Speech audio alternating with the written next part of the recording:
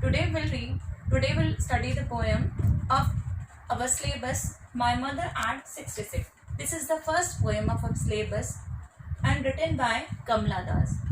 First of all, I want to tell you that a woman has to play different role in her life. Sometimes she is a sister, mother, daughter-in-law.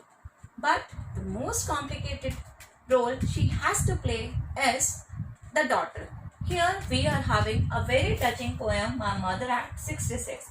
In this poem, we will know how this role is the complicated one. First of all, I would like to tell you about the poet.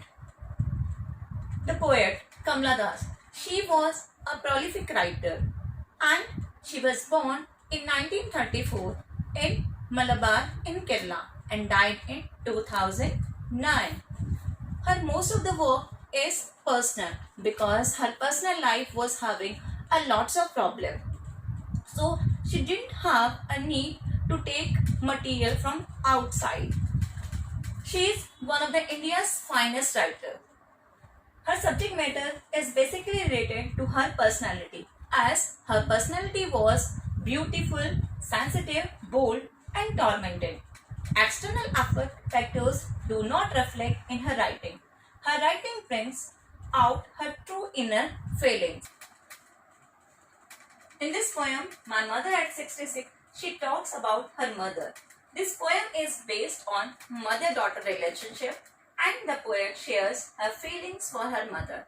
In starting, we will feel that poem is too personal, but gradually it becomes the generalized theme, the theme of separation and the aging of the person.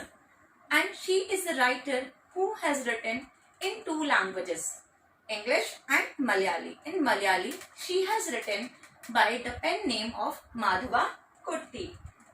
In this poem, she describes her feeling of love and attachment towards her aging mother. First of all, I want to tell you about some difficult words. Dose, a short sleep, light sleep, जिसे आप झपकी भी कह सकते हैं. Ashen, very pale, like ash. Corpse, a dead body. Sprinting, here, shooting out of the ground or running out in a opposite direction. Spilling, here, to move out in a great numbers when unnaturally pale, as from physical or emotional distress. Ache, pain. Now we will read the poem My Mother at 66, driving from my parents' home to Cochin last Friday morning. I saw my mother beside me, dozed, open-mouthed, her face ashen like that of a corpse, and realized with pain that she was as old as she looked. As you have noticed in these lines, that these lines are in a very long sentences, and there is no full stop. It means we can say that there is no rhyme scheme. They are in free verse and ended in ellipse. It shows that the poetess is having different thoughts in same time. So she is having one thought after another. And my mother at 66, driving from my parents' home to Cochin last Friday. It was a Friday morning, and maybe the poetess has come to her mother's home to spend some time, and after spending some time with her mother, she is going back to Cochin airport. And when she was driving, actually the journey is by car, and when she was driving the car, she glanced at her mother, and when she saw her mother, she shuddered at once and got afraid to see her face. Her face was pale, ashen like that, and here she was looking like a dead body. Her face was pale, and here she has made a comparison between her mother and a dead body. Her face was so old as it was similar to a dead body. It was bloodless. But soon put that thought away and looked out at young trees sprinting, the married children spailing out of their home. And when this thought when this thought filled her with separation, with the fear of separation, she suddenly changed her mind outside the car. And when she saw outside the car, she saw the trees were running in a opposite direction. Actually, they were not running. It is they are giving the feeling as they are running. As we see in a train or in a bus, we saw that when they are in a speed, so they give us the feeling of running in the opposite direction. And after some time, she saw that some merry children, the children were very happy, and they flew out, they came out in a large number, as the children mostly do. They came out of their home to play. But after the airport security check, standing a few yards away, I looked again at her when pale as a late winter's moon, and felt that old familiar ache, my childhood's fear. But all I said was, "See you soon, Amma." All I did was smile and smile and smile.